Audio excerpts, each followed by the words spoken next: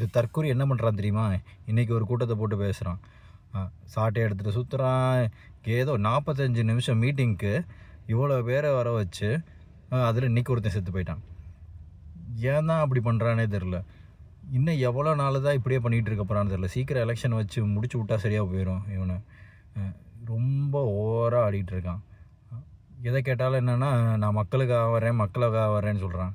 அங்கே என்னன்னு பார்த்தா வருமான வரி சரியாக கட்டலை, இப்போ ஃபைனை கட்ட சொன்னால் அதுக்கு எப்போயோ கட்ட வேண்டியதை இப்போ வந்து கேட்குறீங்கன்னு கேட்குறான். என்ன அறிவாளின்னு தெரில. இவனுக்கெலாம் அப்பா வந்து ஒரு டைரக்டரு ஒரு ஆளாக இல்லாட்டி நேரம் நடிக்கவும் வந்திருக்க முடியாது, ஹீரோவாக இருக்க முடியாது. அந்த அறிவு கிடையாது.